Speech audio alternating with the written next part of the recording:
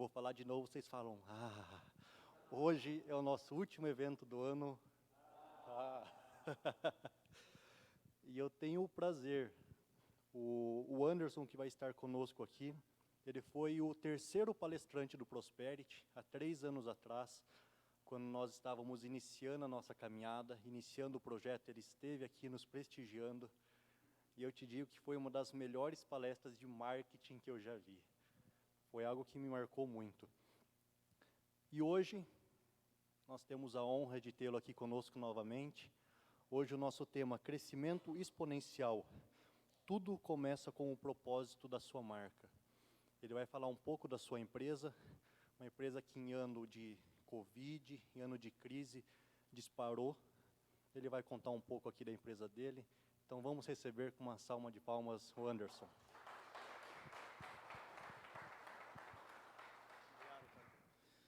Bom, boa noite a todos. Meu nome é Anderson Oliveira.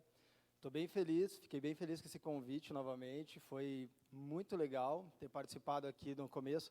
Achei que fazia 1 ano e meio no máximo, sinceramente, mas a gente viu ali fazem 3 anos já. Bom, pessoal, eu preparei aqui para a gente conversar um pouco sobre um pouco da nossa empresa, a Suformas, que é uma empresa que trabalha com embalagens sustentáveis para confeitaria. E é muito legal porque acho que tem uma conexão. Eu não sei se, fora o Gui, se teve mais alguém que tinha aqui que assistiu essa outra palestra, embora faça tempo, né? O Gabriel lá. Quando eu trouxe eu vim falar sobre marketing, eu acho que não fazia muito tempo que eu tinha me formado na faculdade ainda. Então estava tudo muito fresco ainda. A minha formação é em marketing mesmo. E foi muito, muito legal porque eu estava passando por uma série de transformações naquela época. E eu quero trazer um pouco, embora a gente vá falar hoje sobre crescimento exponencial, a gente vai falar sobre propósito, mas só para dar um panorama um pouco mais amplo, porque eu acho que a nossa história ensina muito, e eu acho que a nossa história conectada aos nossos negócios fazem total diferença quando a gente consegue implementar as nossas crenças. Primeiro a gente precisa ter certeza delas, precisa se aprofundar dentro de nós mesmos, para que daí a gente consiga aplicar o propósito real nos nossos negócios e tentar fazer algum tipo de diferença na sociedade. Bom, eu sou formado em marketing já fazem alguns anos, uns 6 anos, e eu, na adolescência, acabei sendo um pouco, não vou dizer problemático, né? Tive minha história ali, mas acabei deixando o ensino médio para depois, acabei tendo que fazer um supletivo com 21 para 22 anos e fiz a faculdade tardiamente. Eu não tinha condições de pagar uma faculdade na época, então eu tive que apostar no Enem, fazendo supletivo. Eu falei, vou ter que passar no Enem e conseguir uma vaga, sei lá, porque o supletivo dava o diploma de ensino médio na época e também conectado ao ProUni. E graças a Deus, teve várias situações, Deus acabou atuando assim de maneira muito legal na minha vida. E eu consegui passar no ensino médio, consegui uma vaga na universidade já, na faculdade de marketing, no ProUni, com uma bolsa de 100%, e acabou mudando minha vida, acabei gostando muito de estudar, lá no supletivo mesmo, peguei muito gosto pela leitura, foi muito legal, fiz a faculdade e comecei a empreender já dentro da faculdade. Eu era representante comercial de uma indústria gráfica, e essa indústria gráfica ela tinha me oferecido um panorama muito legal de vida, principalmente na área comercial. Eu sempre atuei na área comercial, só que essa gráfica ela quebrou em 2 anos, acabou falindo e tal. E eu acabei entrando. Pode passar aqui para o Gabriel, por gentileza, para a parte da Deriva. Acabei colocando o nome nessa época da minha vida de Deriva, porque eu fiquei completamente sem perspectiva. Só que essa gráfica, ela não tinha me feito tão bem, ela tinha me feito um cara muito ganancioso até, eu estava querendo ganhar muito dinheiro, o pessoal dentro dessa gráfica ganhava muita grana e tal, e eu falei, poxa, eu queria ganhar dinheiro, então se falasse que você vai ganhar 50 mil reais, eu achava pouco, e eu nem ganhava, né, nem os 50 mil reais, só que eu achava pouco para mim, eu estava querendo demais, e aquilo estava me fazendo mal. Só que quando essa gráfica fechou e eu fiquei sem perspectiva, fica toda aquela expectativa de, poxa, o Anderson vai se dar bem, e eu falei, poxa, como é que eu vou me dar bem agora? Não tenho nada, não tenho um caminho, não tenho nada, mal estou conseguindo trabalho aqui agora. E na época, numa das sessões de terapia que eu fazia, eu tenho uma terapeuta que desde os meus 14 anos, ela é minha terapeuta, é mais minha amiga que terapeuta. E eu falando, não, porque eu tenho que dar um jeito de me dar bem, não sei o que e tal. E daí eu falei, mas quer saber, se eu não me der bem também, eu vou morar lá no sul da ilha de Floripa, vou levar minha prancha, vou vender açaí e vou ser feliz da vida, entendeu? E ela falou que quando eu falei isso, o meu rosto, assim, tipo, o cara chegou a relaxar, assim, sabe? Chegou a descansar. E ela falou, você entende que você é exatamente isso? Que você é essa essência mais simples e tal? E eu sou do tipo que quando vai para a praia, não usa nem chinelo para aproveitar total, assim, sabe? Então eu vou no mercado descalço e tal, vou aproveitar total o natural ali da natureza. Eu gosto muito da natureza, assim, acho... me preencho muito com a natureza, acho que com Deus e com a própria natureza. E essa deriva fez eu me descobrir, fez eu descobrir a minha essência. Falar, cara, talvez o mais importante não seja só ganhar dinheiro, né? Talvez o mais importante seja a gente encontrar na simplicidade mesmo o prazer das coisas. E eu comecei, e eu lembro que na época eu desisti de me dar bem. Cheguei, falei para os amigos, falei, olha, é possível que eu não me dê bem, e eu estou bem com isso, sinceramente. Eu estou bem em ser mediano, estou bem, e se é até ruim, estou bem, eu vou para a praia, vou vender meu açaí, e eu estava até começando a curtir a ideia por pouco, acho que eu não vou nessa. Na verdade, eu tentei ainda. Tive uma empresa em Floripa, durou 6 meses, porque o meu sonho era ter uma empresa em Floripa para surfar todo dia no final de tarde. Quase morri, porque eu ainda morava em Curitiba, então foi complicado para mim, porque toda semana era essa viagem da 300 km de Floripa para cá. Mas por 6 meses eu consegui ter uma empresa em Floripa. E só que eu trabalhei tanto nessa época, tanto, que eu fiquei com ressaca de empreender. Assim, tipo, eu falei, não quero mais empreender. Pode passar aqui, Gabriel, por gentileza. Não quero mais empreender. E nesse autoquestionamento que eu passei, eu acabei me conhecendo bastante. Acabei buscando, encontrando a minha própria essência, para eu conseguir entender o que eu queria de verdade. E foi muito legal, porque foi um momento que eu me conectei muito com Deus. Quando eu tento trazer essa questão com Deus, não é num aspecto religioso, assim, é num aspecto bem pessoal mesmo, assim, sabe, de buscar em Deus uma certa mentoria, assim, porque eu não tive a oportunidade de ter um mentor por ter entrado no mercado de trabalho mais tarde e tal, enfim, não tive esse timing, mas eu comecei, me converti quando eu tinha 20 anos, então busquei em Deus o meu mentor. Busquei por alguns anos, até que um dia eu falei, pô, Deus, por que o Senhor não é meu mentor, né? Por que talvez o Senhor não consiga me orientar? Então foi um momento que eu me conectei bastante, e o cristianismo veio trazer muito para mim dentro do empreendedorismo, porque eu comecei a entender que negócios tinham realmente a ver com propósito, porque eu comecei a entender o propósito da minha vida, que era servir, e não nesse sentido servir, que a gente fala o tempo todo, né, servir e tudo mais, mas todos os negócios, tudo que a gente faz na sociedade está envolvido pessoas.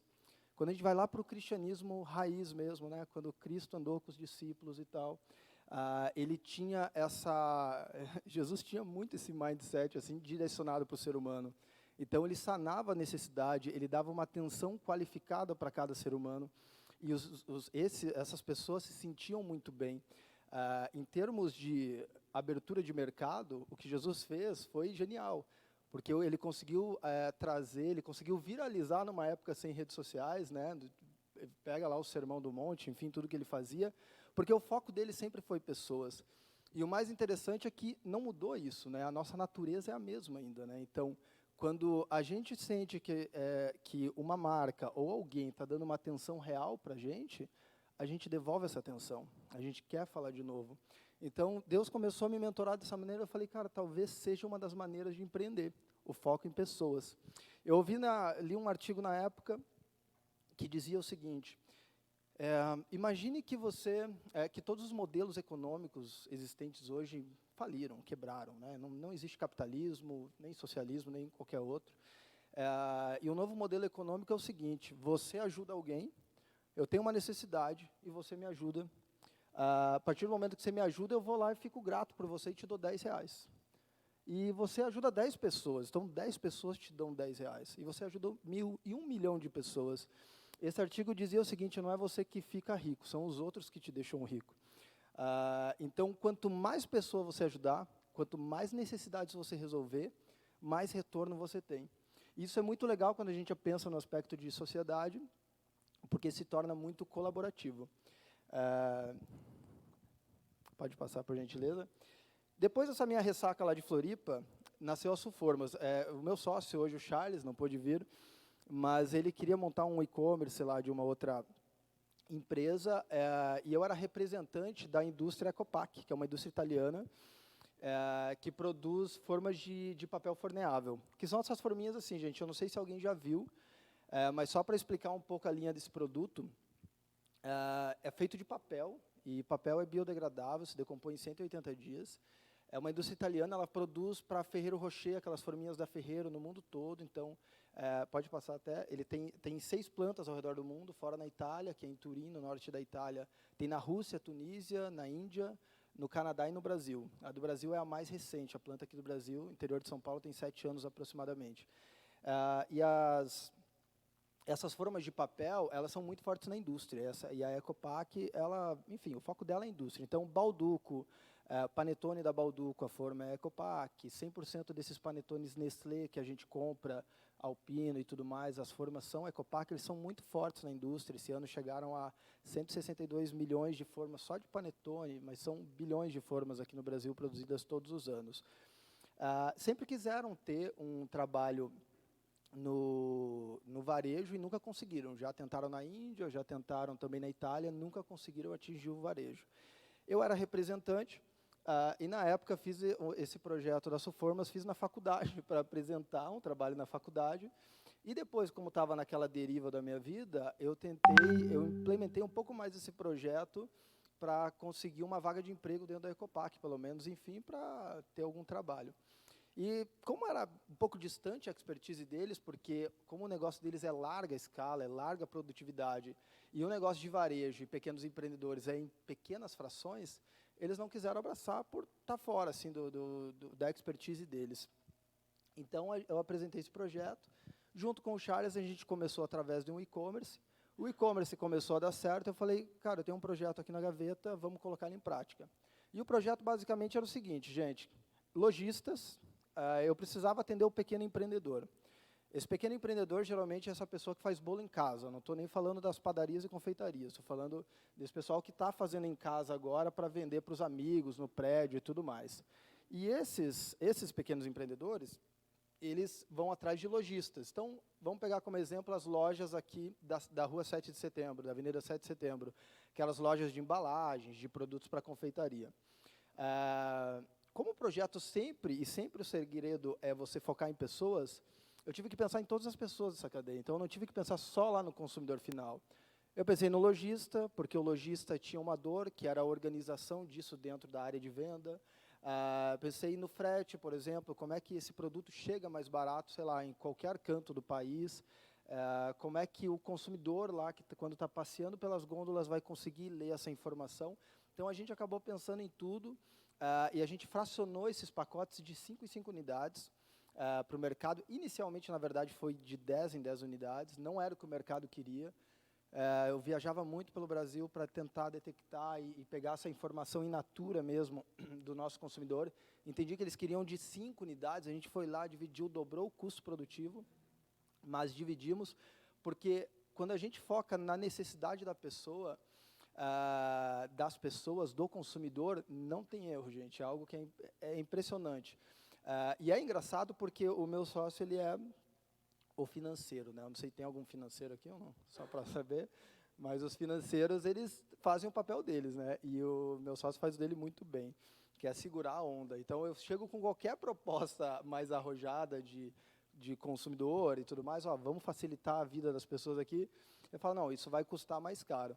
E isso é muito bom na nossa sociedade, porque eu tenho que me esforçar mais ainda para convencer ele de que, cara, isso aqui é viável, cara, acredita em mim, vai dar certo e tal, mas não passa qualquer ideia, porque ele defende bem a área dele ali e a nossa sociedade funciona muito bem por conta disso. Cada um defende seu ponto e a gente consegue ter esse equilíbrio dentro da empresa. Mas a gente dobrou o custo produtivo, o que pela questão das finanças tinha que fazer muito sentido, tinha que dar muito retorno, e deu muito retorno, o giro do nosso produto acabou aumentando, enfim, foi muito legal. o nosso negócio está baseado em 3 tendências. Ah, sustentabilidade, confeitaria e empreendedorismo. O nosso negócio nasce praticamente da crise, reflexo da última crise de 2013, com a alta taxa de desemprego. Então, o que a gente cruzou de informação basicamente era o seguinte: alta taxa de desemprego, alta taxa de informalidade. Lembrando que o desemprego, a informalidade é muito maior às vezes que o desemprego, porque você ainda tem pessoas desalentadas, desocupadas, fora os desempregados. O IBGE, se não me engano, considera desempregado quem está sem procurar trabalho, quem procurou trabalho nos últimos 30 dias. Se você procurou nos últimos 60 dias, você já entra numa outra categoria que não é mais desempregado. Se você está 90 dias sem procurar emprego, é desocupado já. Então, a gente, pela última expectativa que eu vi, estimativa que eu vi esse ano, eram 27 milhões aproximadamente no Brasil que a gente tem sem trabalho. Só que ninguém fica sem trabalho, né? Então, alguma coisa essas pessoas fazem. Então, elas acabam pegando pequenos negócios, ou fazer pão de mel, sei lá, paleta, geladinho, bolo, né? Enfim, o pessoal se vira. E eu acho isso muito legal do brasileiro. E eu acho que o brasileiro acordou. Eu acho que a última crise fez o brasileiro acordar para o empreendedorismo. Ele conseguiu entender que, ao invés de trabalhar 7 dias por semana no lugar, às vezes ganhando milão, ele consegue ficar em casa, perto do filho, perto da família, e, sei lá, e ganhar 2 mil. Vendendo brigadeiro, às vezes, vendendo bolo, vendendo qualquer outra coisa. E eu achei isso muito interessante porque, viajando pelo Brasil, eu comecei a encontrar várias histórias dessa. E isso começou a me pegar cada vez mais forte, essas histórias. Eu falei, cara, está aqui uma missão interessante mesmo de fazer virar. Eu costumo dizer lá na empresa que a gente faz mais que a política, muitas vezes, porque a gente desenvolve mais vidas dentro da empresa, fazendo as pessoas empreenderem e melhorarem de vida realmente, do que qualquer outra ação social. Não estou aqui criticando ações sociais do governo, mas qualquer outra ação social que se faça para, às vezes, só amenizar a questão das pessoas. Nisso a gente encontrou o nosso propósito, que mora, sim, no microempreendedor brasileiro. É muito interessante porque as pessoas olham para a nossa empresa e acham que o nosso propósito real mora na sustentabilidade, uma vez que o nosso produto ele leva 6 meses para se decompor na natureza. Então, entre o nosso produto e o plástico, que leva 500 anos, o nosso produto ele é muito viável hoje para a sociedade, já traz um baita benefício. Só que o mais interessante é, como é que você fala de sustentabilidade para o brasileiro que não tem dinheiro para pagar a conta de luz? Você vai falar para ele, ó, consuma isso aqui porque ele demora 6 meses, pague um pouco mais, talvez, mas, cara, a criança está passando fome, ele não tem dinheiro para pagar a luz. Então, você lidar com sustentabilidade no Brasil é uma educação que exige um pouco mais de paciência e muita informação, principalmente, porque são 2 problemas muito graves que a gente tem na humanidade, principalmente no Brasil, quando a gente pega a taxa de desigualdade aqui no Brasil. A gente tem que fazer o povo crescer, mas de maneira sustentável. E casar essas 2 coisas nem sempre é tão simples, nem sempre é viável. Mas uma coisa que a gente gosta de falar muito lá dentro da empresa, pode passar, é sobre essa questão do empreendedorismo sustentável, na questão da gente ampliar esse termo sustentabilidade. Porque sustentabilidade, a gente está muito atrelado à questão ambiental. E isso a gente já oferece com um produto que se decompõe em 180 dias. Num segundo argumento que a gente tem usado muito sobre a questão ambiental é a questão da economia de água, porque cada forma de papel que você utiliza, você deixa de lavar uma forma de alumínio. Então, a gente já economizou milhões, já provocou, evitamos o desperdício de milhões de litros de água até agora, e a gente vai falar sobre isso daqui a pouco. Só que sustentabilidade, às vezes, para quem está ganhando muito pouco, é o seguinte, é quem trabalha o dia inteiro num supermercado, vamos dizer assim, chega à noite, vai fazer bolo para vender, para complementar a renda, e fica até 3 horas da manhã lavando forma de alumínio, perdendo tempo com outros processos produtivos. Uma indústria conta cada segundo de um processo produtivo. Mas esse pequeno empreendedor lá, ele não teve acesso à faculdade muitas vezes, nunca visitou uma indústria, não sabe como funcionam esses processos. E penso eu que o empreendedor hoje tem essa responsabilidade de levar essa informação. Não no caráter de venda, mas no caráter de informação, de realmente acreditar que o teu produto pode contribuir para a sustentabilidade de vida daquela pessoa. Porque se eu viabilizo ela fazer esse bolo de noite, se eu faço ela ir dormir às 11, sem precisar lavar forma, ao invés dela dormir às 2, o negócio dela pode durar, porque vai ficar menos cansativo. Porque quem que aguenta levantar às 7 horas da manhã e ir dormir às 3 todo dia? Isso é insustentável. Então, quando a gente fala de ampliar o termo sustentável, é ir além da questão ambiental. E, principalmente, pegar a dor real do nosso consumidor. Que hoje, para esse consumidor, que tem expectativa de anos, sei lá, de vida de 74 anos, talvez a questão da sustentabilidade nem vai pegar tanto para ele. Só que quando a gente começa a falar para ele, cara, dá para você crescer de um jeito mais certo, dá para você empreender de um jeito mais correto. Então, hoje, dentro do nosso propósito, mora muito essa questão de construir sem destruir, e de a gente trazer essa informação de qualidade para o pequeno empreendedor. Pode passar, por gentileza? Também. Ikigai, gente. Eu estou fazendo o planejamento de 2020, no caso, que o de 2020 não deu boa. E eu estou lendo muito sobre propósito. Assim, a empresa sempre teve essa questão de propósito, mas eu estou me aprofundando ainda um pouco mais nisso, porque eu tenho vi que deu muito certo, assim, e que faz muita diferença. Ikigai é uma palavra em japonês, essas palavras japonesas que significam muita coisa, né? Eu não sei como cabe tanto significado numa palavra, mas ela quer dizer razão de viver, motivo que faz a pessoa acordar todos os dias.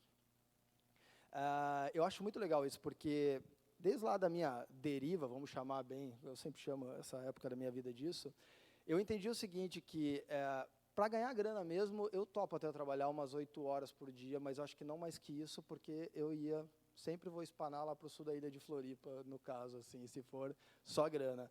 Mas se você me der um propósito, cara, aí eu viro noite. Aí eu realmente boto toda a minha energia, tudo que eu posso, leio todos os livros que eu puder, para poder fazer esse negócio acontecer, cara. Porque daí não é só a minha vida. Eu não estou tentando só comprar um carro, eu não estou tentando só comprar uma casa para mim. Tem muita coisa envolvida nisso. E você começa a se sentir responsável pela questão do propósito, pela questão de que outras pessoas, muitas vezes, dependem da ideia que você vai ter, do insight que você vai ter, para dar o sustento para a família dela, para poder comprar, para poder pagar uma faculdade melhor, para melhorar a educação, que, na minha opinião, é o principal problema do nosso país hoje, é a falta de educação. Então, que seja para a pessoa vender bolinho na faculdade para pagar a mensalidade desse curso que ela está fazendo. Quando a gente começa a pensar isso e começa a pensar nos outros, a responsabilidade começa a ficar maior sobre a gente. E isso me motiva muito. Dentro dessa pesquisa sobre o planejamento de 2021 que eu tenho feito, eu encontrei esse sujeito aqui, que é o Viktor Frankl. Ele é um psiquiatra austríaco, e eu, sinceramente, não li nenhuma obra dele ainda, mas tem uma muito boa que se chama Em Busca de Sentido. Esse cara, ele fica 3 anos em Auschwitz, ele fica preso lá em Auschwitz, lá no regime nazista, nos campos de concentração, e ele escreve um livro Em Busca de Sentido. Quando ele sai de lá, quando ele é liberto do campo de concentração, ele escreve esse livro em 9 dias. E é um best-seller há muitos anos já, ele vende muito esse livro. E me chamou muito a atenção um trecho do livro, que é esse aqui, ó. Não procurem o sucesso. Quanto mais o procurarem e o transformarem num alvo, mais vocês vão errar. Porque o sucesso, como a felicidade, não pode ser perseguido. Ele deve acontecer e só tem lugar como efeito colateral de uma dedicação pessoal a uma causa maior que a pessoa, ou como subproduto da rendição pessoal a outro ser. Eu gostei muito desse cara pelo seguinte, porque eu gosto muito da psicanálise, e o projeto que a gente fez, que eu vou apresentar para vocês daqui a pouco, a gente usou muito Freud, pai da psicanálise, né, enfim, para poder entender, porque no marketing é muito importante você entender realmente, com profundidade, o comportamento humano, para você poder conversar com essas pessoas. Agora, esse cara aqui é uma crítica contra o Freud, porque ele fala que Freud esquece de um componente muito importante no equilíbrio do ser humano, que não é só a questão psicanalítica, né, só a questão do equilíbrio. Ele esquece o fator espiritual. Então, ele traz todo esse teor, uma base muito aprofundada da psiquiatria, sobre a questão do nosso inconsciente e tudo mais, mas defendendo que, sem um ponto espiritual, sem uma âncora espiritual na nossa vida, dificilmente a gente consegue encontrar esse equilíbrio. E é muito legal, porque quando a gente fala de corpo, mente e espírito, tem que ter os três para ter esse equilíbrio. Essa tríade é muito importante. E não falo, de novo, no tom religioso, tem pessoas que encontram a espiritualidade de diversas maneiras. Para mim, foi realmente Deus, assim, e sou muito grato por ter essa relação com Ele.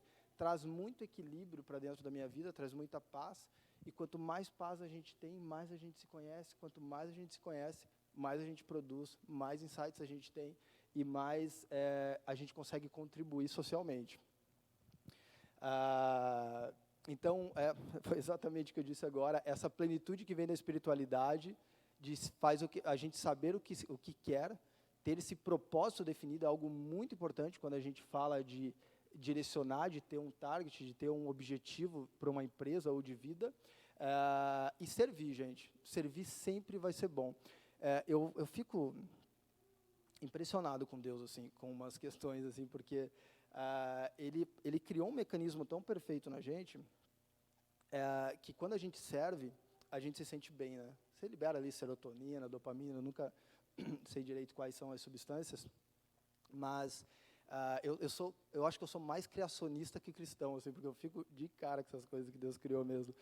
Mas ele começa a estimular a gente, de maneira saudável, a repetir aquele ato.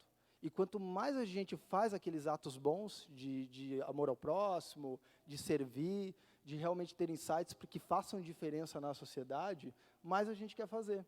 Porque a gente começa a sentir aquela recompensa. E é algo maravilhoso, né? Porque a gente tem vários outros apelos que causam vícios, né? Que são piorados, seja bebida, seja qualquer outra coisa, qualquer outro prazer que a vida nos ofereça. Mas esse é algo consistente, porque é algo que traz nobreza para dentro da gente, traz plenitude, traz paz para dentro da gente, e vira aquele círculo virtuoso, quando a gente começa a produzir cada vez mais em prol do bem. E eu acho muito legal isso, porque Deus usa isso em qualquer área da nossa vida, seja na empresa, sei lá, seja na igreja, seja correndo no parque, qualquer coisa assim, Ele consegue aplicar isso para dentro da nossa vida. Bom, empreendedorismo colaborativo é algo, cara, que para mim é muito importante num país que nem o Brasil, onde a gente não tem essa pulverização da informação e nem da educação. As pessoas ainda não tiveram muito acesso à informação, não tiveram a oportunidade de fazer uma faculdade, o índice de educação no Brasil é muito baixo. Então, nós que talvez temos oportunidade de ler livros, de entender que até a questão intelectual, que se Deus te deu essa clareza de poder entender e poder levar essa mensagem adiante, sinta que é a sua responsabilidade também levar isso. E às vezes usando, sei lá, o Instagram, sabe? Às vezes a gente fala, não quero aparecer muito, mas às vezes uma ou duas pessoas que ouvem o que você está dizendo ali, pode mudar a ideia sobre o negócio e direcionar a vida daquela pessoa. Vamos entrar agora no escopo do Covid, gente. 2019, no final de 2019, lá na Soformas, a gente tinha 870 clientes no país todo. A gente atingiu em 2019 todos os estados, todas as capitais. A gente tem um direcionamento lá dentro, um mapeamento de mercado, e o nosso objetivo mora ainda, num país como o Brasil, que é muito grande, em municípios acima de 100 mil habitantes. São 317 municípios acima de 100 mil habitantes, e o que a gente quer dentro desses municípios nesse momento é uma loja a cada 50 mil habitantes. Então, a gente filtrou um pouco assim para a gente poder ter um direcionamento comercial para saber para onde enviar, para onde ter equipe comercial e tudo mais, para que a gente consiga crescer dentro desse e mais 2 anos que eu acredito que a gente ainda fica dentro desse filtro. A nossa projeção era dobrar o faturamento de 2019 para 2020. Então, o que a gente queria era o seguinte, era crescer ali cerca de 40% de carteira de clientes. A nossa meta de carteira de clientes era 1.300 clientes, e a gente queria dobrar o faturamento que a gente teve em 2019, que foi o primeiro ano que a gente atuou 100% do ano. Porque no ano de 2018 a gente começa a nossa atuação ali por março, abril, mais ou menos. Então, a nossa atuação nacional ainda não tinha começado. Então, em março de 2020, como todos puderam presenciar, a gente teve a questão do Covid-19, que, cara, não tem planejamento no mundo que preveu isso. Quer dizer, o Bill Gates dizem que preveu, né? Mas não teve como ter um planejamento adequado para isso. Só que é nesses momentos de crise, de surpresa e tal, que eu acho que, cara, que a gente precisa se refazer e que a gente pode se recriar, assim. Essa pressão, às vezes, podem sair bons insights dessa pressão, e saíram, né, gente? Saíram muitos bons negócios da pandemia, estão saindo. Claro, não estou aqui considerando o contexto trágico para a vida das pessoas, né, de mortes e tal, está sendo terrível tudo isso, mas a sociedade, de certa maneira, se mobilizou e a gente mudou muito, né? Existe um mundo antes do Covid e um mundo pós-Covid, um consumo antes do Covid, um consumo pós-Covid, tudo mudou para a gente. O que fez eu lembro bem claro assim, qual foi a nossa postura quando teve essa questão. Eu lembro que eu estava numa viagem em Brasília, não lembro de onde que eu estava, e voltei e veio todo aquele lockdown, né, que ia fechar tudo e tudo mais, enfim. E eu pensei, bom, para os negócios, pelo menos, o jogo está igual para todo mundo, né? Todo mundo vai fechar, tudo vai ficar fechado, então, o que a gente precisa ter agora é uma postura mais racional, proativa e realista. Então, tem uma questão aqui rolando, todo mundo vai ter que lidar com isso, a economia vai sofrer e os próximos anos talvez sejam muito, muito difíceis para todos nós. E não só nós aqui no Brasil, vai ser no exterior também, na Europa, Estados Unidos, vai ser difícil para todo mundo, isso vai mexer com o mundo todo. O que eu posso fazer para tentar sair na frente, talvez? E a gente começou a fazer uma organização interna. Então, esse mapeamento que eu falo para vocês, a gente foi lá e intensificou. Então, o que nós vamos fazer? Nós vamos entrar no Google, município por município que a gente quer mapear, e a gente vai descobrir quais são as lojas que a gente pode vender, e vai pegar o telefone e vai deixar tudo numa planilha do Excel, para que, quando elas abrirem, a gente já vai estar com tudo pronto. A gente consegue fazer 50 ligações por dia, e a gente sai na frente de quem não fez isso. A gente melhorou o nosso mapeamento de mercado e a gente aumentou muito a divulgação. Então, já que a gente não vai vender agora, talvez o que a gente poderia fazer era tornar o nosso produto conhecido, uma vez que as pessoas vão estar mais na internet. Então, a gente pisou fundo na questão das lives. E, todo mundo pisou fundo nas lives, acho que ninguém aguenta mais ver live, né? Mas fez muita diferença para a gente e já fizemos um plano de ação, um planejamento pós-Covid, que era o seguinte, cara, vamos deixar os motores aquecidos. A hora que liberar essas portas, pelo menos, por mais tardio que seja, cara, a gente vai sair correndo, a gente vai estar com o gás renovado aqui e vamos mandar ver. Na minha vida pessoal, eu falei, cara, eu vou estudar mais inglês, eu vou ter tempo de ler mais, então eu vou ler muitos outros conteúdos que eu não estava tendo tempo de ler, vou me melhorar como pessoa, quero melhorar meu intelecto e também quero sair melhor do que entrei. Já que estou tendo essa não oportunidade, mas essa situação, então eu vou usá-la da melhor maneira possível. A gente fortaleceu o conceito do produto dentro da nossa estratégia de marketing, tentando exemplificar o que ainda não estava claro para as pessoas, o porquê usar formas de papel. Então, a gente fala aqui, não sei se dá para enxergar, gente, mas esse produto vai ao forno de micro-ondas, não precisam estar. É uma apresentação impecável, ela fica uma apresentação bonita, não precisa lavar, enfim, são 100% biodegradáveis e se decompõem em até 180 dias. Aqui a gente começa a falar um pouco como fazemos, nossas formas de papel são de papel biodegradável, são capazes de oferecer mais praticidade ao dia a dia de quem trabalha na cozinha. É um desafio muito grande, gente, porque quando a gente começou o projeto em 2016, ninguém sabia o que era forma de papel. Eu testemunhei isso porque eu viajei praticamente todos os estados brasileiros e eu tive que explicar repetidamente o que era uma forma de papel por 2 anos, assim, basicamente, explicando, a forma de papel é esse produto, vai bolo dentro, não precisa untar, você coloca no forno, tira do forno, está pronto, não precisa lavar a forma depois e tal, enfim. E hoje já está um produto bem mais conhecido.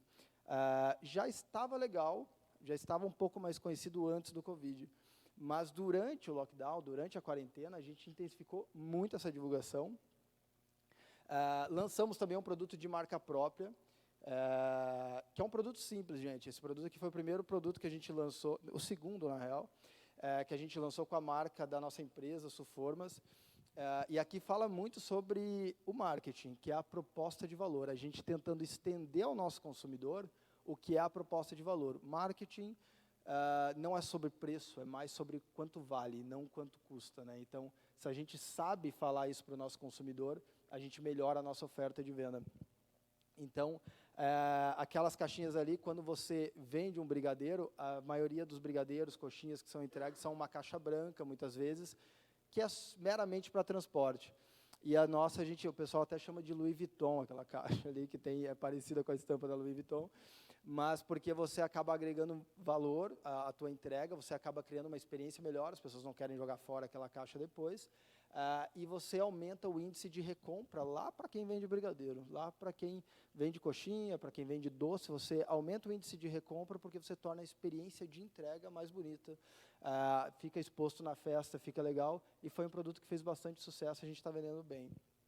Mudamos a nossa comunicação imediatamente na época do Covid, então a gente estava falando de conceito de produto, a gente começou a falar mais sobre as necessidades dos nossos consumidores. Esse primeiro ali, o Seja Acessível, é um carrossel do Instagram, então a gente falava, cara, vá lá, se cadastre no iFood, se cadastre no Uber Eats, encontre alguém que entrega de bicicleta, faça qualquer coisa, mas arrume uma maneira do teu produto chegar até o teu consumidor, para que você não perca.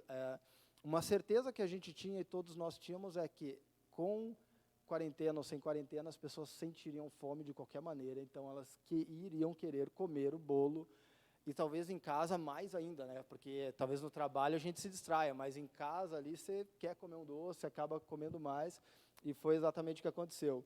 Em tempos de crise CRI, e no nosso e-commerce, a gente liberou frete grátis para todo o país. Liberar frete grátis, gente, é caro demais aqui no Brasil. A gente depende só dos correios, então a gente está falando de 20%, 25% de custo, mais ou menos, quando você fala num panorama Brasil.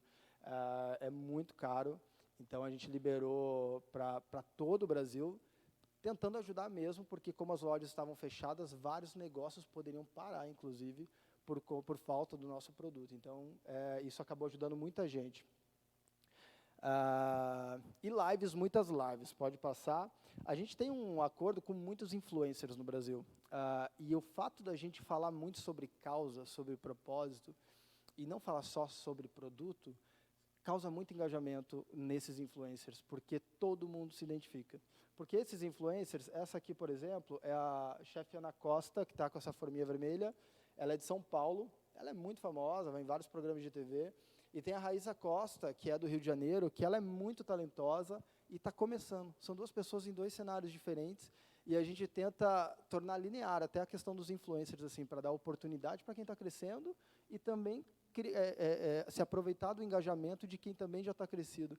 E a gente tenta vender isso entre eles, inclusive. A gente chega para os maiores e fala, cara, você é importante lá para o pequeno, eles estão tentando crescer também, vamos tentar criar esse engajamento. Então, a gente tem cases pelo Brasil de pessoas que tinham 3 mil seguidores, começamos a trabalhar, hoje tem 60, 70 mil followers, estão crescendo bastante, são muito gratos pela marca, e esse engajamento da divulgação vai aumentando cada vez mais.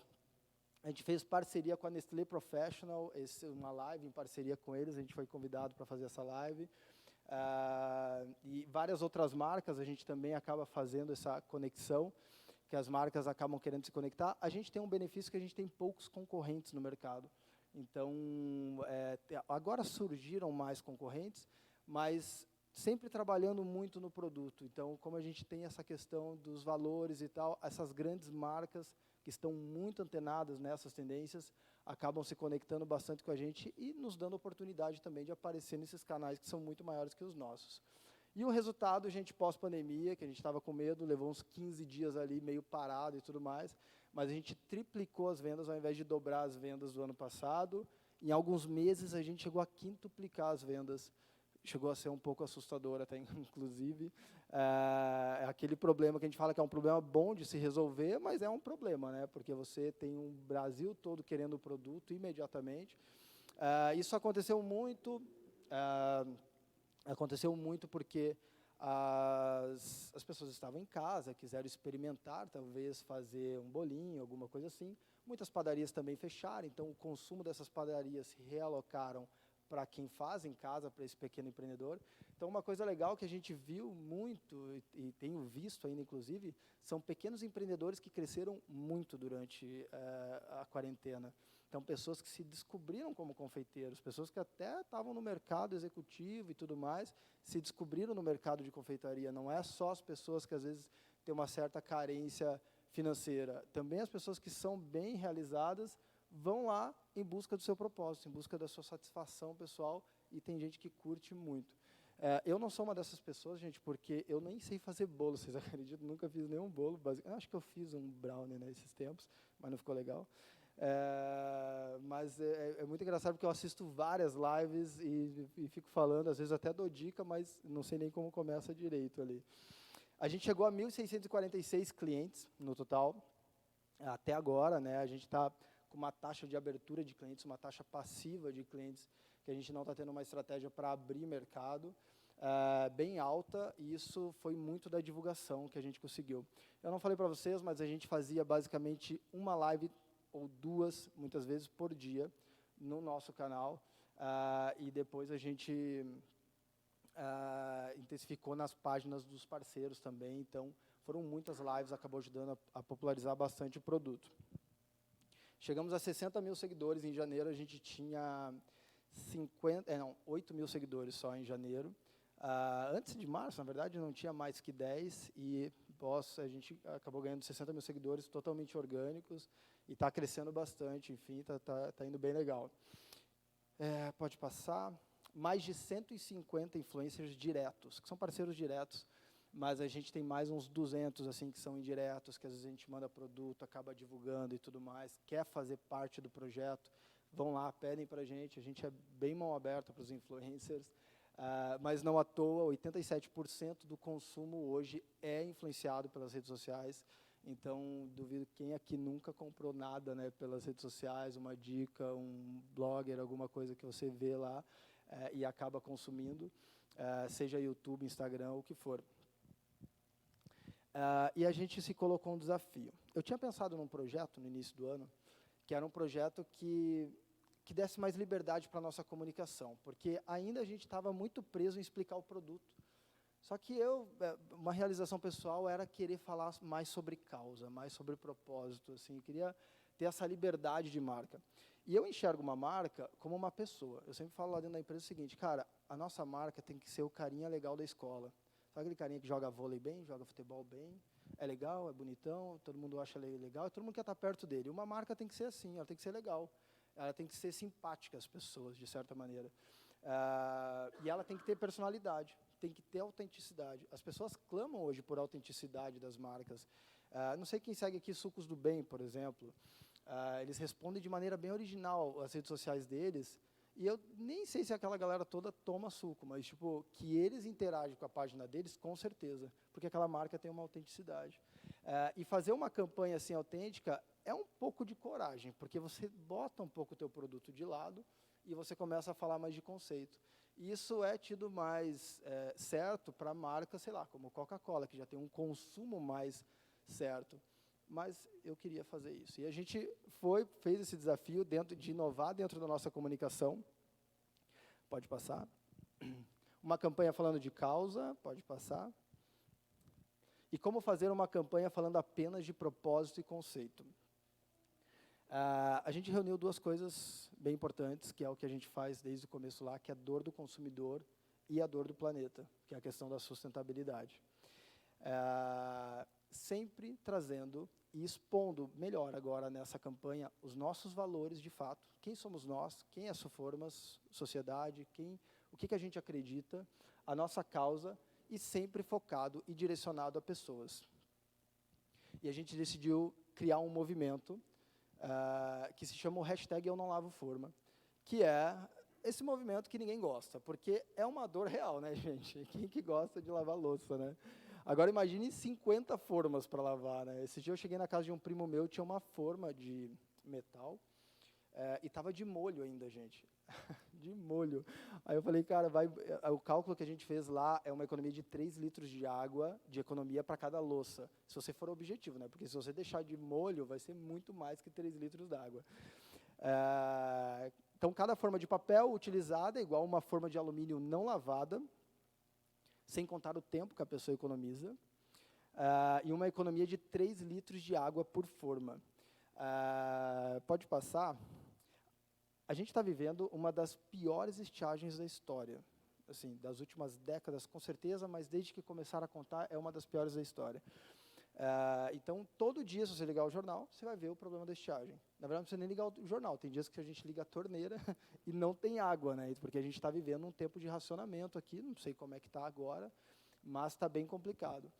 E nesse time a gente acabou acertando, vou confessar para vocês, não foi muito intencional, na real, a gente não sabia que ia estar tão ruim essa questão da estiagem, mas a economia de água com estiagem ou sem estiagem é um fator muito importante, a gente precisa ter essa consciência. A sustentabilidade de tempo, quando a gente foca lá no nosso consumidor, a gente quer que ele tenha praticidade e que ele, se ele não quiser ir dormir nesse tempo que ele não está lavando forma, então que ele vá prospectar novos clientes, que ele vai fazer um stories bonitão lá para vender mais bolo, que ele vai fazer qualquer outra coisa que seja produtiva para o negócio dele, que não seja lavar forma, porque lavar forma não faz o negócio dele andar para frente, com certeza não faz. Então, a gente tenta trazer essa sustentabilidade e essa proposta de valor. A gente criou um site, o eunolavoforma.com.br, essa é a capinha do nosso site, e dentro do nosso site tem um econômetro, e lá mostra qual é o nosso impacto na economia de água, e até agora foram mais de 87 milhões de litros de água, nesses 4 anos de operação. A gente já vendeu mais de 28 milhões de formas, então a gente contabiliza 1 a cada 3 litros, considerando que pode ser até mais, mas a gente quis ter até uma conta um pouco mais conservadora. Um fator muito importante, quando a gente atrela a questão da causa sempre à estratégia, uma estratégia empresarial, uma estratégia organizacional, é a questão da barreira de entrada. Não sei quantos aqui já ouviram falar das 5 forças de Porter, quem aprendeu na faculdade, essa matriz, mas é uma matriz de competitividade de empresas. Michael Porter publicou numa revista em Harvard, há muitos anos atrás. E uma das barreiras, uma das forças de Porter é você levantar uma barreira de entrada para novos concorrentes. Ou seja, precisa ser difícil para ser concorrente daquela marca. A Coca-Cola, ela é muito difícil de você virar concorrente dela, mas não é pelo poder de marca, é pelo poder de distribuição da Coca-Cola. Porque se você for lá no interior, você encontra uma Coca-Cola, né? Num barzinho lá do interior, você vai encontrar uma Coca-Cola, em qualquer canto do mundo você encontra uma Coca-Cola. A distribuição deles é muito eficiente. A gente acha até que é o poder de marca, mas às vezes é o poder de distribuição. Aquilo é uma barreira de entrada. E uma das principais barreiras de entrada do nosso mercado hoje é a influência. Por isso que a gente fez uma campanha focada em influencers. A gente quis mostrar o nosso produto, quis trazer um influencer para perto da gente. Ou seja, hoje não adianta um concorrente meu só levar um produto bom para o influencer. Ele tem que levar uma comunicação boa, ele tem que levar um propósito claro, um propósito honesto, porque não pode ser um propósito fingido também, tem que ser algo claro, tem que ser algo autêntico. E a gente vai criando uma barreira de entrada para novos concorrentes, porque vai ficando cada vez mais difícil. É cada vez mais caro para um concorrente entrar no nosso nicho de mercado hoje, porque ele tem que investir muito em marketing, ele tem que investir muito em publicidade, ele tem que ter um nível legal de comunicação, e isso é muito caro, quando você tenta fazer isso de maneira acelerada, e a gente tem tentado se manter muito à frente nessa questão, inovado, ano após ano, na nossa comunicação. Esse projeto a gente quer chegar a 500 influencers, a gente fez 500 press kits. Pode passar, eu vou pedir para você voltar daí, Gabriel, por gentileza, pode passar esse. Esse é o press kit, pode passar que acho que vai ligar um stop motion, não ligou, pode voltar por gentileza. Aquele ali é o press kit que a gente envia. Esse press kit, ele é feito de uma embalagem rígida, e ele vai os nossos produtos, vai uma eco bag dentro, vai um Moleskine também, pode passar por gentileza, para a gente conhecer o Moleskine do Eu Não Lavo Forma. A eco bag são 4 modelos diferentes, pode passar. São esses 4 modelos de eco bag, tem uma canetinha ali que é feita com fibra de bambu, e também os bottoms que os confeiteiros, os chefes principalmente gostam de colocar nas dolmans deles e tal, enfim, quando estão fazendo live ou estão trabalhando, gostam de fazer parte desse movimento. A aderência está sendo muito legal para o nosso movimento, o pessoal está se aderindo muito à hashtag Eu Não Lavo Forma, não está no nosso ideal ainda, não é um projeto que acaba esse ano, a gente ainda vai desdobrar ele pelo ano que vem, talvez até mais, porque a gente começa a desdobrar ele para o canto mais do empreendedorismo também, para levar essa amplitude de do termo sustentável para as pessoas, para que elas entendam que sustentabilidade nos negócios é você pensar no todo, né? Não é você pensar só na questão ecológica, ambiental, enfim. Já são mais de 2,5 milhões de pessoas alcançadas somente através do Instagram, e a nossa campanha tem 1 mês e meio ainda, né? Então a gente está conseguindo alcançar bastante gente. Eu queria ler, se você puder voltar, Gabriel, na nossa causa. Essa causa aqui, ela foi escrita por um rapaz de 22 anos, que eu contratei faz pouco tempo. E uma das minhas paixões de vida, que virou assim depois que eu comecei a empreender, cara, é desenvolver pessoas e vê-las crescer. Eu acho muito legal, isso é muito gratificante, você poder ver alguém se desenvolver. E é muito legal, porque quando você se dedica a alguém, essa pessoa se dedica a você, e a força do time vai fazendo uma empresa crescer. Eu entendi também que o segredo é o time, é um time bem unido, bem nutrido e com liberdade para errar e tudo mais. Eu falo que todo mundo tem liberdade para errar. Se errar, traz aqui na mesa, a gente vai resolver junto. Porque quem mira pequeno para não errar também só acerta pequeno. Então, cara, mira alto, velho. Não tenha medo de mirar alto, porque o médio não nos interessa aqui. A gente quer inovar e a galera coloca muito. E Guilherme, o nome dele, e ele escreveu essa causa aqui. Eu vou ler para vocês, gente. Eu Não Lavo Forma não é uma campanha publicitária para promover um produto. É uma iniciativa, uma causa. É a maneira como levantamos nossa bandeira, envolvendo e colocando em pauta de forma natural e fluida a inclusão de todos à mesa, promovendo equidade para quem quer que seja por meio do microempreendedorismo individual no ramo da confeitaria e panificação. Nós acreditamos no espírito empreendedor, no simples bem feito, na necessidade que se tornou oportunidade e trouxe esperança para famílias de todo o Brasil através da confeitaria e da panificação, do famoso caseirinho. Botamos fé e incentivamos aqueles que entendem que não sabem, mas que buscam por conhecimento, aqueles que são amadores, mas procuram por profissionalização. Não lavar forma é mais que uma maneira legal e descolada de saber como nós podemos fazer negócio. É nosso jeito de ajudar você, promover seu negócio, encantar seus clientes e, o mais importante, porém uma forma simples e honesta, ajudar o mundo, o seu e o meu, o dos seus filhos e o mundo dos filhos dos seus filhos. Sabemos que a melhor hora para mudar é o hoje, o agora. O ontem você já sabe, se foi, e o amanhã é incerto. Eu Não Lavo Forma é o ponto de partida de uma jornada incrível que virá pela frente. É muito legal porque o pessoal acaba se envolvendo tanto, que o influencer, olha, que vai ler essa causa, se identifica tanto, que choram alguns lá nos recebidos, porque cria uma identificação real, uma identificação honesta, e isso de você se dedicar às pessoas volta sempre, seja dentro da empresa ou seja fora. Pode passar lá para frente, por gentileza, Gabriel. A gente, com esse apelo da estiagem e tudo mais, a gente acabou saindo em vários canais da imprensa. A gente saiu essa semana, inclusive, na RPC, que até agora foi um dos maiores canais que a gente saiu. Já saímos na Pequenas Empresas, Grandes Negócios também. Mas eu confesso para vocês, a gente saiu no Bom Gourmet da Gazeta do Povo. Os dois que eu mais gostei, não pela relevância dos canais, mas pelo teor do conteúdo, foi o da Band News, que a gente saiu no quadro Good News, não sei quem ouve a rádio Band News, mas tem um quadro de tarde que é o Good News, que é o de boas notícias, e a nossa empresa sai com uma boa notícia, como uma empresa que está fazendo diferença, de fato, na sociedade. E isso, para mim, sinceramente, é muito valioso, é um prêmio para mim. São esse tipo de reportagem que, quando a gente sai, é o que eu gosto. Essa questão do crescimento é importante e tudo mais, você falar sobre percentuais de crescimento, faturamento, mas fazer a diferença eu acho que ainda é mais importante para a gente lá ter um peso maior. Do meio-dia Paraná, da RPC que a gente sai essa semana, sai lá a conta da economia de água. Depois, quem quiser, a gente pode até mandar o link para vocês verem, mas eles trazem um real apelo sobre a questão, cruzamento de dados da estiagem de água aqui no Paraná, de chuva aqui no Paraná, atrelado a empresas que investem na economia de água, e a gente acabou sendo noticiado por isso. Então, cara, foi muito legal. Eu vou passar um vídeo para vocês aqui agora, gente, que foi um vídeo que representa muito o que a gente está tentando fazer nessa campanha, que é um vídeo que quase não fala do nosso produto, o que é um desafio, mas também é um vídeo que tocou muito as pessoas. A galera manda áudio chorando para a gente também, falando, nossa, vocês tocaram fundo. Isso é muito legal, muito gratificante para a gente.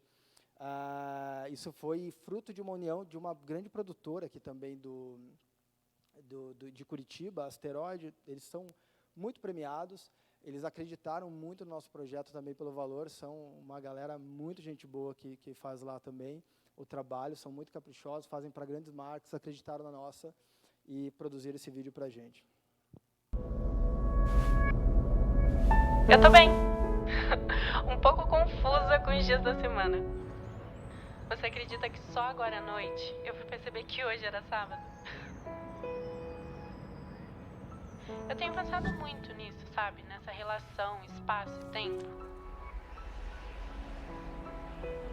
Acho que só agora eu entendi por que o tempo é relativo. Tudo depende de mim aqui dentro. A louça depende de mim, o bolo depende de mim. O que é um paradoxo com um mundo que tá tão fora de controle.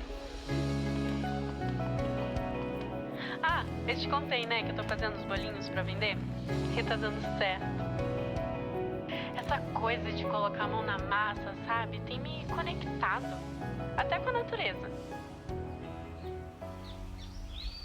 Ah, quer saber? Eu vou mandar um bolinho pra você experimentar.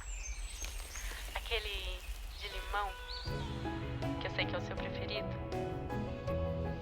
Saudade de você. Fica bem, tá? Eu tô aqui.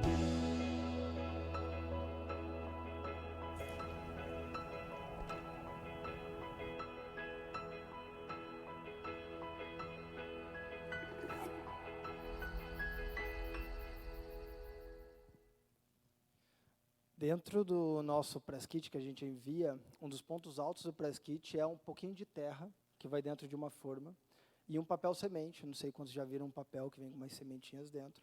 Isso tem um recadinho para o influencer, e depois disso ele coloca a terra e rega lá e tudo mais, e planta isso. É o que dá um engajamento muito legal e que principalmente traz uma mensagem legal dessa questão do empreendedorismo atrelado à sustentabilidade. Então é como diz o vídeo, é fazer do jeito certo. Eu acho que traz mensagem para todos os tipos de negócio. Se você não é empreendedor, mas é um intraempreendedor, é um empreendedor dentro de uma empresa, também dá para fazer de um jeito certo, nos pequenos atos de consumo que a gente tem, para tornar o ambiente mais sustentável, enfim, em todos os aspectos da nossa vida, seja profissional ou pessoal. Gente, obrigado, eu espero que tenha agregado para vocês um pouco da nossa experiência. O nosso site é suformas.com.br, o da campanha eunonlavoforma.com.br. Quem quiser depois a gente troca contato também, enfim, eu estou à disposição. E muito obrigado pelo convite aí.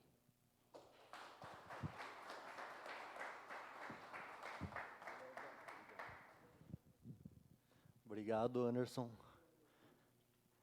Eu queria saber, tem alguém nos visitando hoje? Sejam bem-vindos. Só para encerrar, eu queria mais 5 minutos de vocês para concluir o nosso tema crescimento exponencial. Sabe qual é o maior crescimento exponencial? A Bíblia, ela é dividida entre duas partes: lei e graça. A lei, ela foi dada por intermédio de Moisés, que são os 10 mandamentos. E quando a lei faz parte da nossa vida, nós precisamos conquistar algo para atingir nosso objetivo. Ou seja, nós precisamos ser perfeitos. A partir do momento que eu cumpro os 10 mandamentos, que eu cumpro a lei, eu atinjo meus objetivos. E eu faço isso através de obras. Só que a lei, nós vivemos muito altos e baixos. Hoje eu conquisto algo, amanhã eu não conquisto, depois eu conquisto, depois eu perco. Não é algo constante. Mas aonde que entra o crescimento exponencial nisso?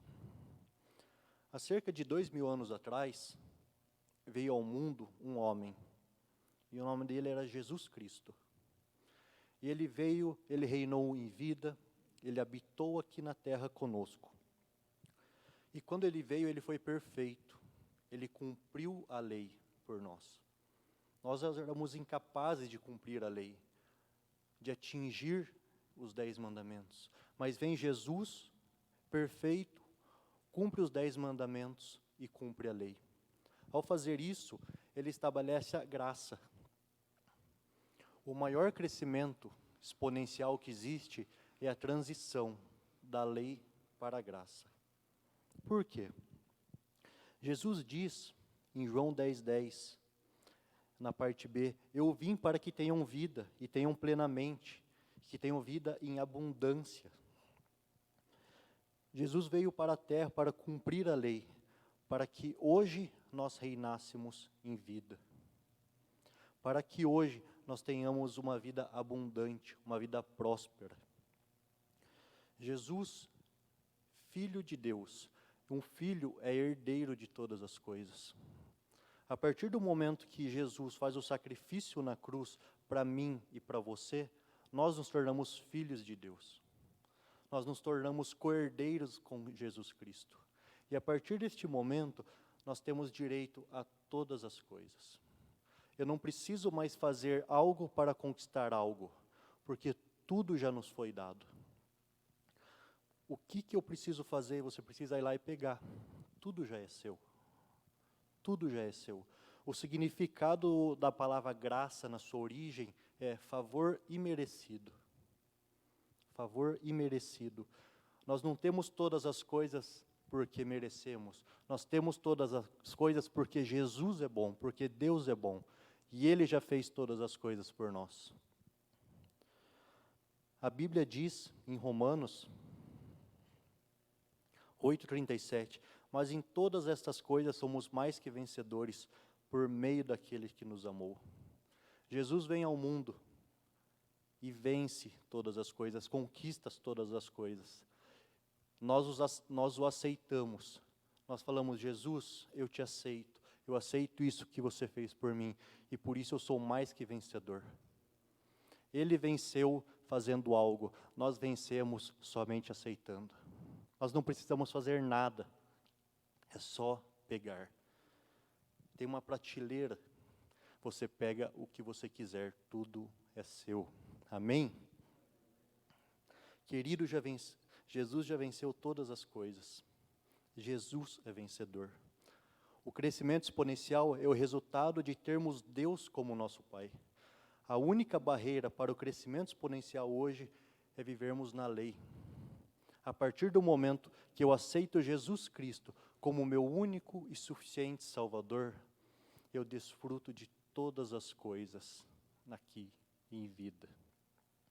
Você não precisa esperar chegar ao céu para desfrutar todas as coisas, desfrutar de todo ouro, toda prata. Você pode desfrutar disso tudo hoje. E você só precisa fazer uma coisa para isso: aceitar Jesus como seu único e suficiente Salvador. Você só precisa fazer isso. E para fazer isso, você só precisa fazer uma oração declarando isso. E nesse momento, antes de terminarmos, de encerrarmos, eu queria fazer essa oração com você. Assim mesmo como você está sentado. Eu vou fazer a oração. Se você sentir liberdade, repita comigo. Mas não fale para mim, é uma conversa entre você e o Pai, você e Deus. Pai Celestial, eu recebo o Senhor como meu suficiente Salvador. Eu te agradeço por ter enviado Jesus e nos trazido libertação e salvação. Espírito Santo, vem habitar na minha vida, sendo o meu guia e o meu conselheiro. Pai Celestial, eu rejeito toda artimanha do mal. E eu te agradeço, porque hoje eu sou o seu filho. Amém. Esse é o maior crescimento exponencial que você pode ter na sua vida. Esse é o único caminho, a única verdade que eu podemos viver. E eu queria saber se aqui em nosso meio tem alguém que fez essa oração pela primeira vez? Amém, amém. Estamos entre irmãos. Amém? Eu queria agradecer a presença de vocês, o carinho de vocês. Hoje é nosso último evento do ano. Muito obrigado pela presença. Ano que vem estamos de volta. Continuem abençoados.